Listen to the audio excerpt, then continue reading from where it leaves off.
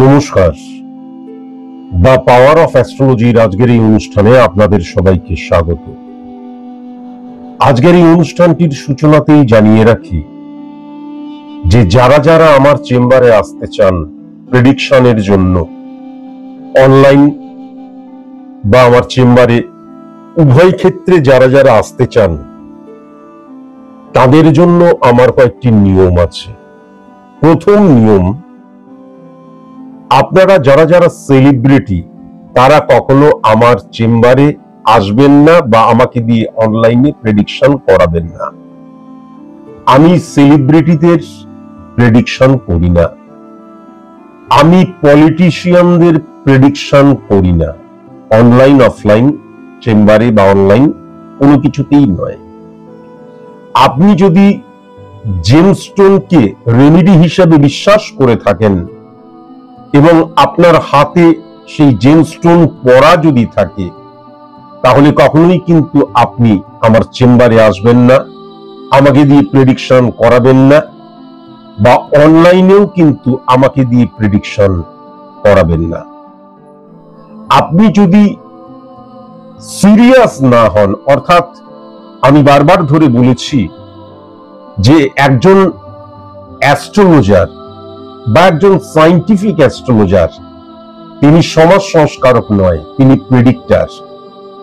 সুতরাং আপনার যে পজিটিভ সাইড রয়েছে তা নিয়ে কখনোই কিন্তু তিনি আলোচনা করবেন না, যেহেতু সেইটাকে রেকটিফাই করার প্রয়োজন হয় না, রেকটিফিকেশন করার কোন রকমের প্রয়োজন হয় না।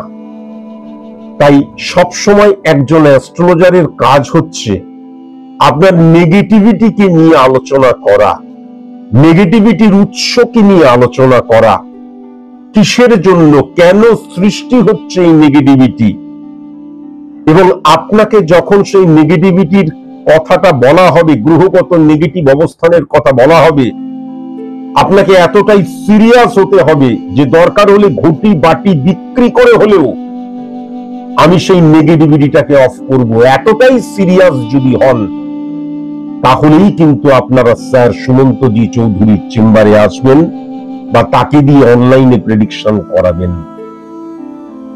আমি ডাক্তারের কাছে যাই কেবলমাত্র আমার রোগ শোনার জন্য নয়, আমি ডাক্তারের কাছে যাই আমার রোগটাকে ফাইন্ড আউট এবং সেটাকে শর্ট আউট করার জন্য। তাই সবসময় মাথায় রাখার প্রয়োজন আছে, অ্যাস্ট্রোলজি একটা সাবজেক্ট, এটা কোনো মিরাকল ম্যাজিক নয়। আজ পশ্চিমবাংলার হাজার হাজার লক্ষ লক্ষ কোটি কোটি অ্যাস্ট্রোলজার যারা নিজেদেরকে সায়েন্টিফিক অ্যাস্ট্রোলজার বলে দাবি করছেন, তারা কিন্তু সম্পূর্ণভাবে মানুষকে ভুল পথে চালিত করছে, এবং ভুল পথে চালিত করছে, মানুষকে উস্কাচ্ছে এবং মানুষকে বলছে আগে কাজ পরে মূল্য। এই প্রত্যেকটা জিনিস কিন্তু এর পেছনে একটা মারাত্মক বিজনেস কাজ করছে, লোক ঠকাবার বিজনেস কাজ করছে। এবং সবচেয়ে বড় কথা, যেই কথাটা তারা বলছে সেই কথাটা তারা রাখতে পারবে না, জানে।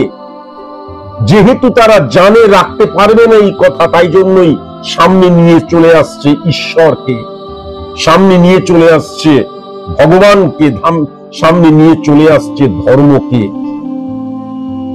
তার কারণ মানুষের দুর্বলতম স্থান, সেন্সিটিভ জায়গা কিন্তু এই ধর্ম, এই ঈশ্বর।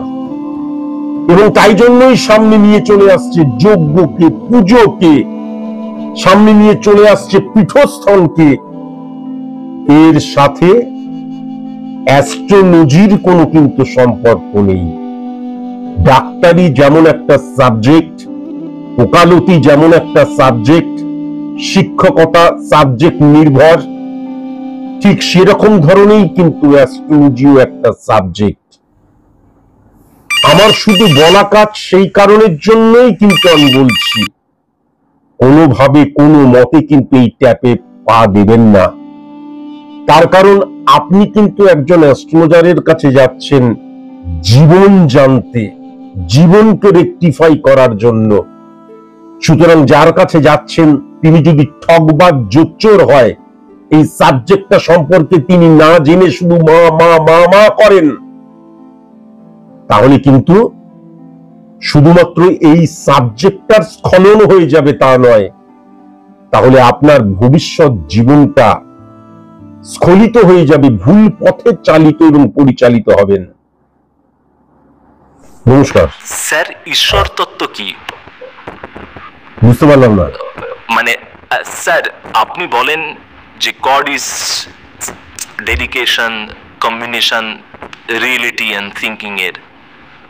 তো স্যার, তাহলে এই যে রামকৃষ্ণ দেব, এই যে বিবেকানন্দ, যে ঈশ্বরের সন্ধান পেয়েছিলেন, ঈশ্বর তত্ত্বকে বিশ্বাস করে ফেলেছিলেন, এবং রামকৃষ্ণ তো চাক্ষুষ দেখেছিলেন, তাহলে তারা কি ভণ্ড? স্বামী বিবেকানন্দ কি ভণ্ড? আমার এইটা ভীষণ জানতে ইচ্ছে করে আপনার কাছে, যে আপনার ঈশ্বর এবং তাদের ঈশ্বর কিভাবে এক হয়ে যায়। তার পিতার মৃত্যুর পর পৈতৃক সম্পত্তি নিয়ে মারাত্মক ঝামেলার মধ্যে পড়েছিলেন এবং তীব্র একটা অর্থনৈতিক কষ্টের মধ্যে দিয়ে তিনি যাচ্ছিলেন, এবং সেই সময় কিন্তু ফিনান্সিয়াল ক্রাইসিস এবং কোন রকমের কাজ পাওয়া তার পক্ষে সম্ভব হচ্ছিল না। তুমি যদি খুব ভালো মতন স্বামীজিকে স্টাডি করে থাকো, তাহলে জানবে যে তিনি যখন ইন্টারভিউ দিতে যাচ্ছেন, কাজ পাচ্ছেন না, তাই জন্য তিনি ঘরে পর্যন্ত আসছেন না, এবং তাই জন্য কিন্তু প্রচুর মানুষ কানাঘুষো করেছে, এমনকি মানে কি বলবো, বলা বলি করেছে, স্বামীজির নামে নিন্দা করেছে যে তিনি সস্তার মদ খেয়ে রাস্তার পাশে পড়ে থাকেন, তারপর নানান কথা বলেছে। এরপর কি হলো, তিনি রামকৃষ্ণের দেখা পেলেন এবং তারপরে অনেক কিছু ঘটে গেল। তোমার মূল আমি টপিকে আসি। তুমি যে বলছো ঈশ্বর তত্ত্ব, স্যার সুমন্তজি চৌধুরী যে ঈশ্বর তত্ত্বের কথা বলে, সেই ঈশ্বর তত্ত্বের সাথে রামকৃষ্ণ বা বিবেকানন্দের ঈশ্বর তত্ত্ব কি মেলে? Very nice question. এখন রামকৃষ্ণের কাছে গিয়ে বলল, ঠাকুর আমার অর্থ চাই। তুমি তো মাকে দেখেছো, মা কালীকে উদ্দেশ্য করে বলছি, তুমি তো মাকে দেখেছো, তুমি তোমার মাকে বলো যে আমার অর্থ চাই, তিনি আমায় অর্থ দিক, আমার প্রচুর অর্থের প্রয়োজন, ফিনান্সিয়াল ক্রাইসিস। তখন রামকৃষ্ণ মুচকি হেসে বললেন, তুই যা যা না যা, মায়ের কাছে চা, একবার মায়ের কাছে গিয়ে চা, তুই মায়ের কাছে যা চাইবি মা তোকে তাই দেবে। বলছি ঠিক বলছো ঠাকুর? বলছে একদম, তুই মায়ের কাছে যা চাইবি তাই পাবি, চা চা চা চা চা। বিবেকানন্দ দেখলো রামকৃষ্ণ তো মিথ্যে কথা বলার লোক নয়। মা কালীর মূর্তির সামনে তিনি গেলেন এবং তিনি ঠিক করলেন তিনি বলবেন, আমাকে অর্থ দাও, ঐশ্বর্য দাও, প্রাচুর্য দাও। কিন্তু তিনি বলতে পারলেন না। তিনি মা কালীর সামনে গেলেন, যখন তিনি ঠিক করলেন এবার বলবেন আমাকে অর্থ দাও, সেটা বলতে গিয়ে তিনি স্তব্ধ হয়ে গেলেন, তার কণ্ঠ রোধ হয়ে গেল। তিনি বললেন, আমাকে জ্ঞান দাও, আমাকে ভক্তি দাও, আমাকে শ্রদ্ধা দাও, আমাকে জ্ঞান দাও। আমি কি বলছি? আমি তো অর্থ চাইতে এসেছিলাম, আমি তো প্রতিপত্তি চাইতে এসেছিলাম, আমি এই সমস্ত কি বলছি? তিনি আবার ছুটে গেলেন ঠাকুরের কাছে। ঠাকুর বলে, কি রে নরেন, চেয়েছিস? কি চেয়েছিস? মা ঠাকুর, আমি তো মায়ের সামনে গিয়ে চাইতে পারলাম না, আমার গলা রোধ হয়ে এলো, কণ্ঠ রোধ হয়ে এলো, আমি যেটা চাইতে গেলাম পুরো অন্য জিনিস আমি চেয়ে ফেললাম, আমি তো চাইতে পারলাম না। সে কি রে, তুই অর্থ চাইতে পারলি না? না, আমি তো অর্থ চাইতে পারলাম না। আরেকবার গিয়েছে, মায়ের কাছে গিয়েছে, দেখবি সমস্ত কিছু মা দিয়ে দেবে, তুই চিন্তা করিস না, তুই শুধু একবার মায়ের কাছে গিয়ে বল, তোর যেটা লাগবে সেটা বল, মা তোকে দিয়ে দেবে। স্বামীজি তখন আবার প্রস্তুত হলেন, প্রস্তুত হয়ে আবার মা কালীর সামনে গেলেন। মা আমাকে অর্থ দাও বলতে গেলেন, বলতে গিয়ে গলা রোধ হয়ে এলো, আমাকে জ্ঞান দাও, আমাকে ভক্তি দাও, আমাকে শ্রদ্ধা দাও, আমাকে জ্ঞান দাও। তিনি বলতে পারলেন না, কণ্ঠরোধ হয়ে এলো, গলা দিয়ে আওয়াজ বেরোলো না, ভুল উচ্চারণ করলেন। তিনি আবার ছুটে এলেন, কিরে নরেন বলেছিস? আমি তো বলতে পারলাম না ঠাকুর, আমি এত প্রস্তুত হয়ে যাচ্ছি, কি চাইবো না চাইবো সমস্ত কিছু প্রস্তুত করে যাচ্ছি, কিন্তু যখন আমি মায়ের সামনে গিয়ে দাঁড়াচ্ছি তখন আমি বলতে পারছি না, আমার কণ্ঠরোধ হয়ে আসছে। কেন ঠাকুর? বলছি, দূর বেটা, তুই মায়ের কাছে গিয়ে আরেকবার লাস্টবারের মতন যা, গিয়ে ভালো মতন চা, চাইলেই দেখবি সমস্ত কিছু পাবি, চা, ছুটে যা। ভালো করে শোনো, তিনি কিন্তু রাম শ্যাম যদুমধু নয়, তিনি স্বামী বিবেকানন্দ পরবর্তীকালে হয়েছিলেন। কিন্তু স্বামীজি তিনি এইবার প্রস্তুত হলেন, প্রস্তুত হয়ে তিনি মা কালীর মূর্তির সামনে গিয়ে দাঁড়ালেন। এইবার তিনি অর্থ চাইবেনই চাইবেন, প্রতিপত্তি, সম্পত্তি, অর্থ, প্রাচুর্য। তিনি নিজেকে প্রস্তুত করলেন, মায়ের মুখের দিকে তাকালেন, তাকিয়ে তিনি এবার অর্থ চাইবেন। কিন্তু এইবারও তিনি অর্থ চাইতে পারলেন না, বরং এইবার তিনি ভেঙে পড়লেন। তিনি চাইতে মানে চাওয়ার চেষ্টা করছেন, তার তো প্রয়োজন, চাওয়ার চেষ্টা করছে কিন্তু চাইতে পারছেন না। আমার শিক্ষা দাও, জ্ঞান দাও, বুদ্ধি দাও, জ্ঞান দাও, আমাকে জ্ঞান দাও।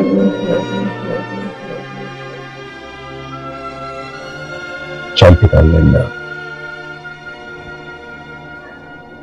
স্বামী বিবেকানন্দ সেদিন মা কালীর সামনে অর্থ, প্রাচুর্য, বৈভব চাইতে পারলেন না, বরং কি চাইলেন? God is dedication, combination of all real thinkings।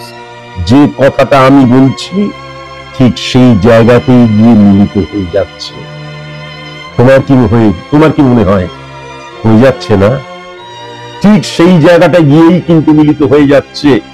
GOD, god, generation, observation, ডেডিকেশনকে একত্রিত করলে যে সুপ্রিম পাওয়ারটা সৃষ্টি হয় তাকে ঈশ্বর বলে। তাহলে যে ঈশ্বরের কাছে গিয়ে প্রাচুর্য চাইতে পারলেন না, কেন না? যে শিক্ষা, যে বুদ্ধি, যে মানে অন্তরের চৈতন্যের কথা তিনি বললেন, সেইগুলো জাগরিত হলেই কিন্তু তিনি তার কৃতকার্যে সফল হবেন। সেটা তুমি ব্যক্তিগত জীবনে বলো, সেটা তুমি প্রফেশনাল ইমপ্লিমেন্টেশন বলো। গুরুদেব, আপনি সত্যি গুরুদেব, আপনি কি সুন্দর বোঝালেন, আমার বুকটা ফেটে গেল।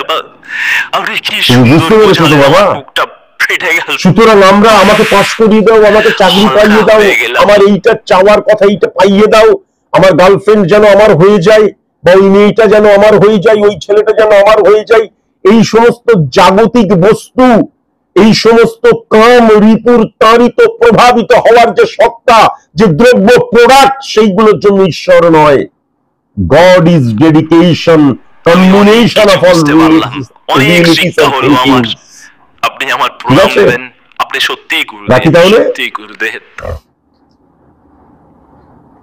যাই হোক, অনেকটা সময় ব্যয় করলাম, কিন্তু খুব ইম্পর্টেন্ট কোশ্চেন, অনেকের এই প্রশ্নটা আসতেই পারে। নমস্কার তাদের, নমস্কার। নমস্কার গুরুদেব, আমাদের প্রণাম নেবেন। আমি এবং আমার স্ত্রী দুজনেই বহুদিন ধরে স্বপ্ন দেখছি আপনাকে। রিসেন্ট স্বপ্নে আপনি বারংবার আসছেন এবং বলছেন, মন্দিরে যাবি না, মন্দিরে যাবি না, মন্দিরে যাবি না। এটা শুধুমাত্র আমারতে যে আপনি স্বপ্নে দেখা দিচ্ছেন তা নয়, মানে স্বপ্নে বলছেন তা নয়, আমার স্ত্রীকেও বলছেন। কিন্তু শ্রাবণ মাস, একটু শিবের পুজো করব, শিবের মাথায় জল ঢালবো, দুধ ঢালবো, এই ইচ্ছে নিয়ে আমরা ঠিক করেছিলাম। একদম আমাদের খুব একটা দূরে নয়, একটু টোটো করে গেলে 5-7 মিনিট বা 10 মিনিটের রাস্তা। স্ত্রীর একটু পায়ে অসুবিধা রয়েছে, ব্যথা, তাই জন্য একটা টোটো নিয়ে ভাবলাম যে শ্রাবণ মাস চলছে, একটু দুধ এবং গঙ্গাজল এবং শিবের পুজো করে আসি। টোটোটাও কিন্তু আমাদের বাড়ির সামনে এসে দাঁড়ালো এবার আমি তো উঠে গেছি, আমার স্ত্রী যখন উঠতে যাবে, আমরা কোনোদিন আমাদের পাড়াতে সেই খ্যাপাকে কিন্তু দেখিনি। হঠাৎ করে একটা খ্যাপা এসে আমার স্ত্রীর হাত থেকে দুধ, তারপরে এই থালা যেগুলো ছিল ট্রের মতন, সেটা পুরোটা কিন্তু কেড়ে নেয়, এবং কেড়ে নিয়ে কি করলো, সেই দুধটা হাতের মধ্যে ঢেলে হাতটাকে চেটে চেটে, কেমন আমি বোঝাতে পারবো না, আমার মানে আমি কি বলবো, আমার বলতে গেলে আমার এখন কাঁপুনি আসছে। পুরো দুধটা চেটে চেটে চেটে চেটে খেয়ে নিল। আমরা তারপর কেন জানি না আপনার কথা মনে পড়লো, এবং তারপর আমরা আর মন্দিরে গেলাম না। কিন্তু সেই রাত্রে একটা অদ্ভুত ঘটনা ঘটলো, অলৌকিক, যদিও আপনি অলৌকিকতাকে বিশ্বাস করেন না। আমার স্ত্রী গুড়ের পায়েস করেছিল, তো আমরা রাত্রেবেলায় শোবো, পায়েসটা গরম ছিল, তাই জন্যই সেটা বাইরে খাবার টেবিলের উপর ঢাকা দিয়ে রেখে দিয়েছিল। মানে আমি স্বচক্ষে দেখলাম গুরুদেব। আমি জানি না আপনি ভগবান নাকি আপনি সাধারণ মানুষ, নাকি আপনি অসাধারণ মানুষ, নাকি আপনি মহামানব, আমি জানি না, কিন্তু আমি স্বচক্ষে দেখলাম ওই দুধটা চেটে চেটে, হাতটা চেটে চেটে, দুধটা হাতের মধ্যে ফেলে দুধ হাতটা চেটে চেটে যেমন করে ওই পাগলটা খাচ্ছিল, খ্যাপাটা খাচ্ছিল, ঠিক সেরকম করে আপনি পায়েসটাকে দু হাতের মধ্যে মাখিয়ে সেরকম চেটে চেটে চেটে চেটে খাচ্ছেন। এবং তখনই কিন্তু আমি আমার স্ত্রীকে ডেকে বলি সমস্ত ঘটনা। স্ত্রী তারপরের দিন সকালবেলায় উঠে সেই পায়েসটা সে পাগলটাকে দিয়ে দেয়। সেই পাগলটা মানে বিশ্বাস করবেন না, এবং বলবো, আমি বলতে গেলে মনে হবে যেন মিথ্যে কথা বলছি, গল্প বলছি। একদম যেমন ভাবে আপনি খাচ্ছিলেন সেরকম ভাবে কিন্তু সে খেলো গুরুদেব। এবং খাওয়ার পর আমি কি বলবো, খাওয়ার পর আমরা তো কাজকর্ম করি, আমার স্ত্রী ঘরের কাজকর্ম করে, আমার সন্তানেরা রয়েছে, কিন্তু ওই যে পায়েসটা খাওয়ানো হলো তারপর থেকে আর কিন্তু সেই পাগলটাকে দেখা গেল না। আপনি বিশ্বাস করবেন না, তাও তো বোধহয় 5-7 দিন হয়ে গেল, পাগলটাকে আর দেখা গেল না, কোথাও দেখা গেল না। আমার স্ত্রী বলেছিল, তাই জন্য আমি বারংবার চারিদিকে খুঁজছিলাম যে দেখি পাগলটা এই পাড়া থেকে ওই পাড়াতে চলে গেছে, অন্য কোথাও চলে গেছে, কোথাও পাওয়া গেল না। গুরুদেব আপনি কি বেশে কার কাছে যান আমরা কিচ্ছু বুঝতে পারি না। কেনই বা যান, কেনই যে মন্দিরে যেতে বারণ করলেন, কেনই যে সেই শিবের দুধটুকু পায়েসটুকু আপনি খেলেন, আমরা বুঝতে পারি না। আমরা মানুষ তো, সাধারণ জ্ঞানে আমরা কিছুতেই বুঝতে পারি না। আমি কি কোনো অন্যায় করে ফেলেছি? 25 মিনিটের অনুষ্ঠান, আমি তোমাকে আর বেশি বলতে দিতে পারি না, আরো অনেকে অপেক্ষা করছে। যদি অজ্ঞানত কোনো অপরাধ করে থাকি আমি, আমার স্ত্রী, আমার পরিবারের মানুষজন, তাহলে আপনি ক্ষমা করবেন, আপনি ক্ষমা করবেন গুরুদেব। আপনি প্রথমে যেভাবে ঈশ্বরকে বললেন, ব্যাখ্যা দিলেন স্বামীজিকে নিয়ে, আমাদের চোখে জল এসে গেছে গুরুদেব। সত্যি সত্যি কিছু বলার নেই অ্যাকচুয়ালি।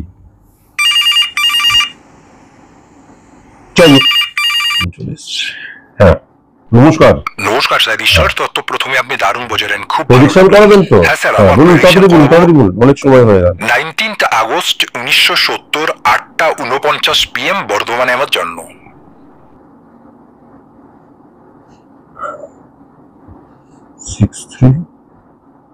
1970 তো? হ্যাঁ স্যার, 1970। 1970, হ্যাঁ স্যার, 1970। 3631 3631 59 63 636.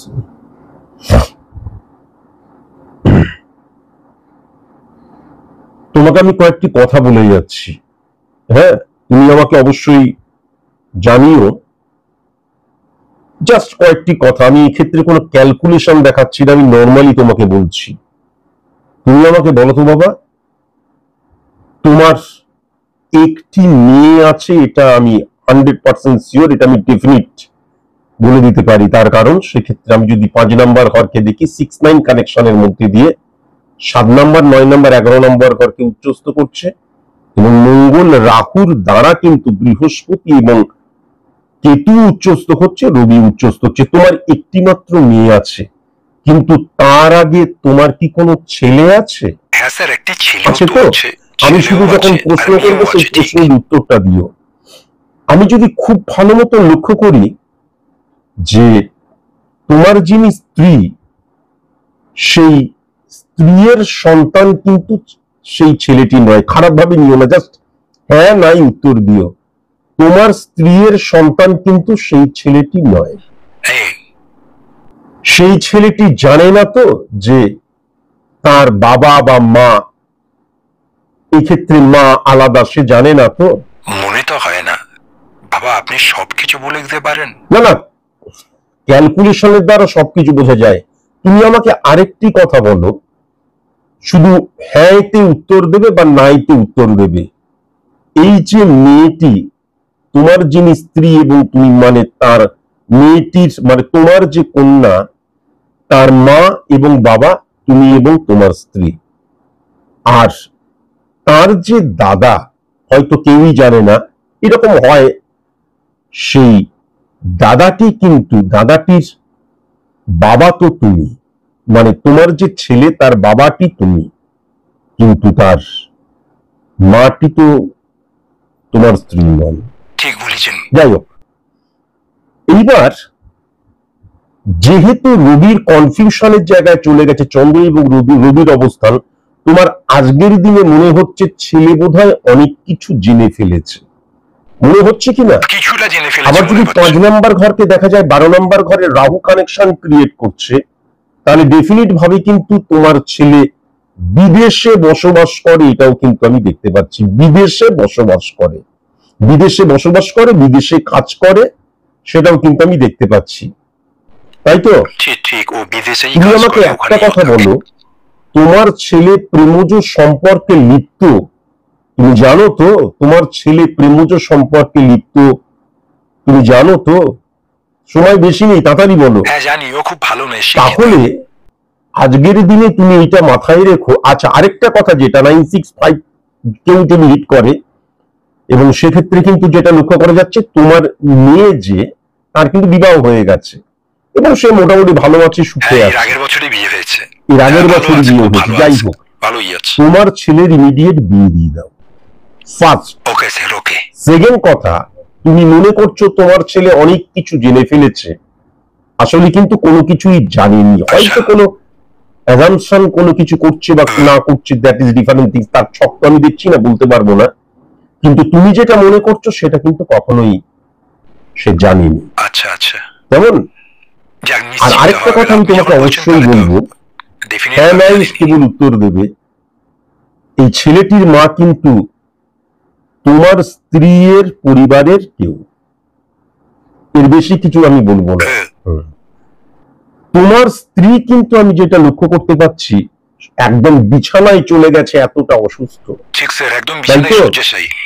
এবং আমি যেটা লক্ষ্য করতে পাচ্ছি, 2025 এবং 2024, মানে এর আগের বছর, এই বছর, 2 বছর কিন্তু তার অপারেশনের জায়গা লক্ষ্য করা যাচ্ছে। 2025 এর জানুয়ারি মাসে ওর একটা বড় অপারেশন হয়েছে স্যার। একদম ঠিক বলেছেন। এখান থেকেও কিন্তু ভেরি ভেরি কসাস এবং কনসাস। তুমি অ্যাকচুয়ালি কিসের জন্য ফোন করেছিলে? তুমি জানতে চাইছিলে এই পরিবারের মধ্যে কোন রকমের ডিস্টারবেন্স, ছেলে জানতে পারলো না জানতে পারলো, তাই তো? বিন্দুমাত্র চিন্তা করো না, ছেলের কিন্তু তুমি বিয়ে দিয়ে নাও, বিয়ে দিয়ে দাও। আমার মুখনিসৃত বাণী দৈববাণী, আমি যেটা বলি তার পেছনে কারণ আছে। কেন বলছি প্রশ্ন করো না, তুমি তোমার ছেলের বিয়ে দিয়ে দিও। ঠিক আছে স্যার, পারলে একবার আমার সাথে দেখা করো। অবশ্যই স্যার, অবশ্যই। আপনার কাছে গিয়ে সমস্ত জেনে তারপরেই ছেলের বিয়ে দেব। ঠিক আছে স্যার। যাই হোক, জীবন সমুদ্রের ন্যায়, সেখানে অনেক উত্থান পতন, উথাল পাথালিয়া সমুদ্র, অনেক স্টোরি, উপন্যাস তাই জন্যই বলা হয়। নমস্কার।